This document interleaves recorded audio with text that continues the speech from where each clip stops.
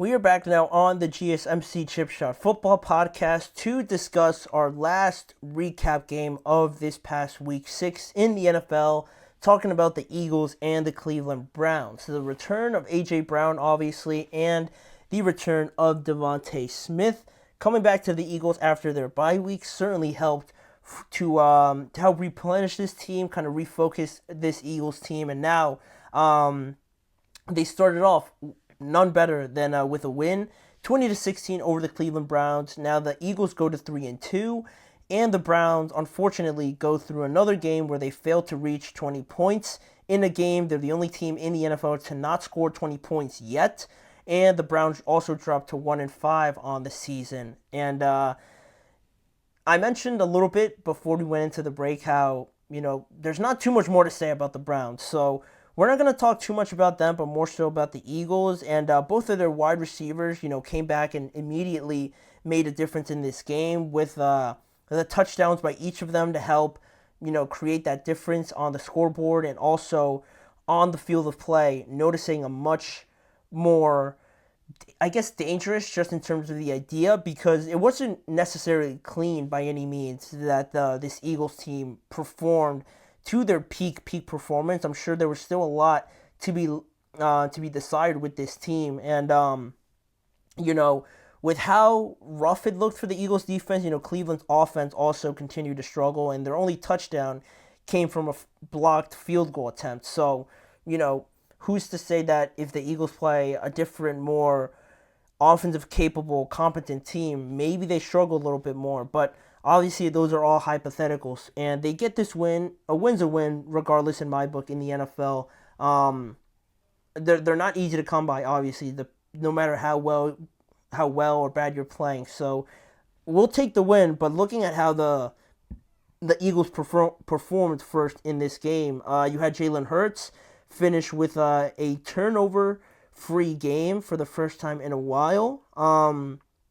So that was good to see for Jalen Hurts, who was 16 of 25 on the day, 264 yards and 2 touchdowns, one to A.J. Brown and one to Devontae Smith.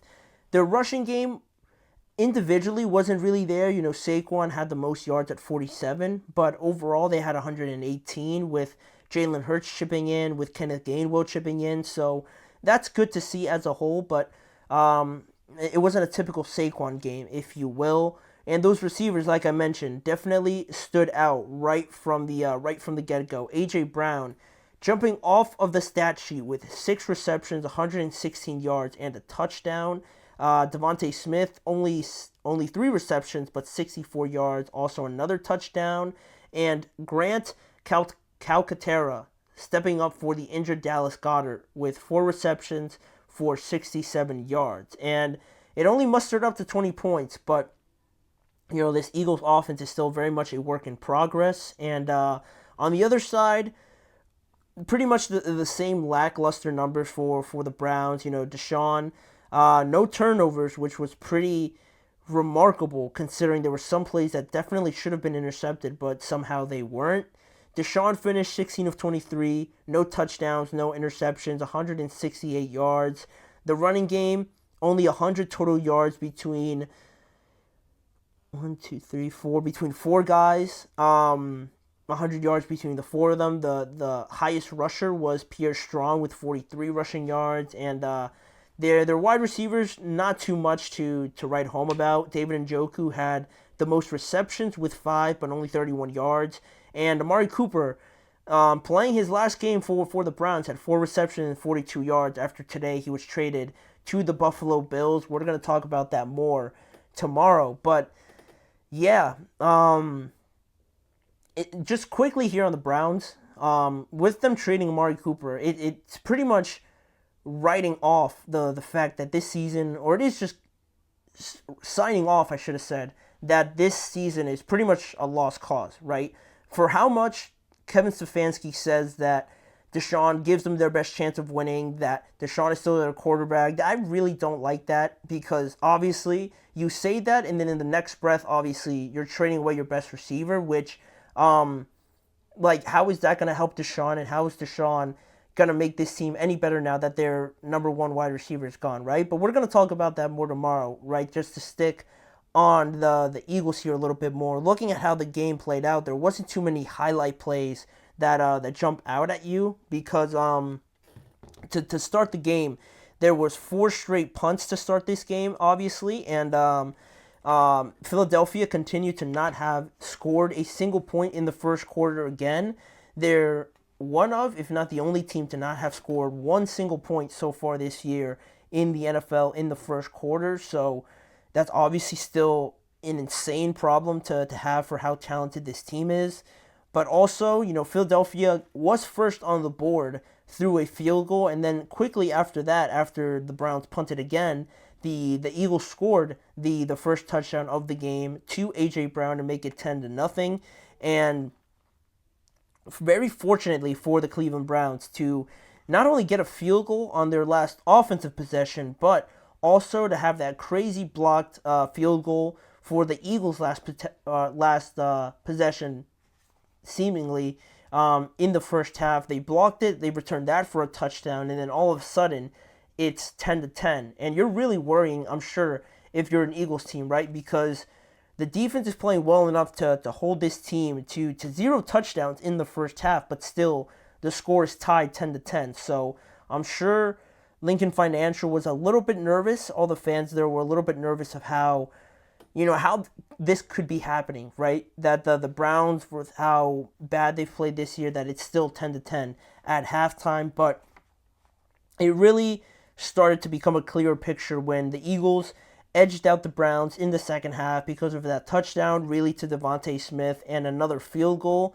while the Cleveland Browns couldn't execute well enough to score all but a couple more field goals, and then that was it. And the score finished 20-16 after that. So, it was low-scoring, ugly game. If you haven't watched any Steelers games, any Eagles games, you wouldn't be used to it, but me, having watched all these Steelers games, that's kind of become the norm now with that team. So these kind of games don't really bore me to death, just as much as really seeing how clear some of the faults are with these teams playing in these type of games. And what I would say about this game, whether or not I was more impressed or disappointed with just both teams so far, I will say that I was impressed with how much A.J. Brown and Devontae Smith really mean to this team. And, of course, I know how great A.J. Brown is, right, and how underrated Devontae Smith is. But,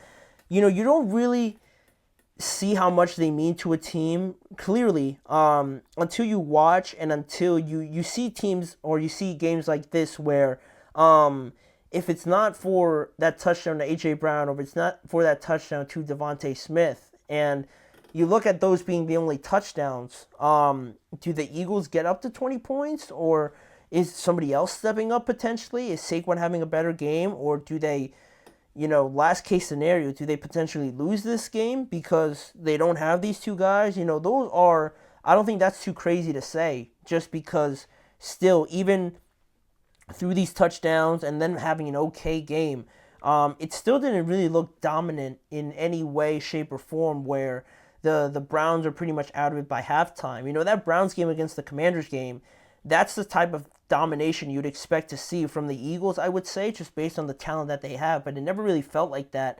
And Lane Johnson had the quote of the week, of the last couple weeks, where he said that this Eagles offense is just constipated, which it epitomizes everything that this offense truly is, for a lack of better terms. So that's where the Eagles stand right now. I'm impressed with how much, AJ and Devontae Smith really mean, and just highlighting their talents overall individually. But I am just, again, still disappointed overall on what I saw from the Eagles offense. I guess just because I want to see Saquon really be the focal point of this team. I want to see him have the stat line after each and every game, or after every other game. And I know people will say that, they game plan for Saquon or they try to take him away. But if that's going to be the case, then you need to perform a little bit better on the offensive side of the ball when you're passing it all these times. And if that's not working, then, something's not connecting, where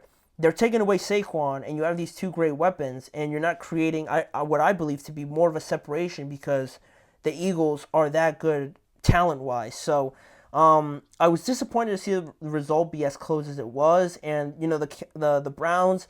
We'll touch on them more a little bit tomorrow, but there's not much more to say after repeating the same verbiage each and every week on how Deshaun and this offense isn't really going to go anywhere. For them to still throw out the same product and expect something different, you can only really criticize it so much before you need to wait for a change for something to happen before you get back to it. So we'll talk about that more tomorrow, and Nick Chubb's return and Amari Cooper not being on the team anymore. What does it mean for them? But what I did want to mention was Nick Sirianni. Did you guys see him talking trash to the Eagles fans after the game? And it's just more of like awkward, just unnecessary, just like uncomfortable actions by Nick Sirianni. And it's not like the first time this has happened. We've talked about how there was that moment in the Super Bowl where he was celebrating a call that he thought was going to go their way, and Jalen Hurts kind of like put his hand down and told him to like stop, almost like he was embarrassed. We've seen him like taunt the Chiefs fans after they won a game there. I want to say last year or the year before that, and that's another moment. And then I don't know, it's the way he kind of comes across, how he communicates some of his messages, some of his press conferences are just, it rubs you the wrong way. At least it rubs me the wrong way on how he presents himself, and it's just not the image I think you want this team to have, specifically with all the troubles that they're having on offense, with all the criticism they might get at Jalen Hurts or things like that. For the head coach to be acting this way, it's the last thing you want, but it almost kind of points to the main issue with this team is that they have, Nick Sirianni leading them, having him be the image that is presented for the Philadelphia Eagles each and every week, the guy that talks to the media each and every week, the guy that talks about this team and how he's going to lead this team, and to have that sort of immature, just again awkward and weird behavior towards his own fans, it's not the kind of leader that you would want for a team, and I guess that points to the main problem with this team, really. But I just had to bring it up because I've never seen anything like that. I've never seen any coach kind of talk to his own fans like that. And we know that the Philadelphia fandom is very, clear cut, very, stern in what they want and how they see things going. And if you can't handle that, then I think it just proves another reason that Nick Sirianni maybe isn't cut out for this job for all sakes and purposes. So I just thought I'd bring it up here lastly because it really was an odd sight to see. And, it's something that we're going to have to talk about and I'm sure address later on, but a little bit also in this next segment where we're going to close out today's show and talk about some of the coaches that I think are and will continue to be on the hot seat going forward for the rest of the season in the NFL. After 6 weeks that we've had a good look at these teams, which coaches are at most risk of losing their jobs at certain points of this season. I'll give you guys my picks for the coaches on the hot seats and how close they are to losing their jobs, potentially, if things continue to play out as badly as they have seen so far. So we'll be back with that topic right after this quick break.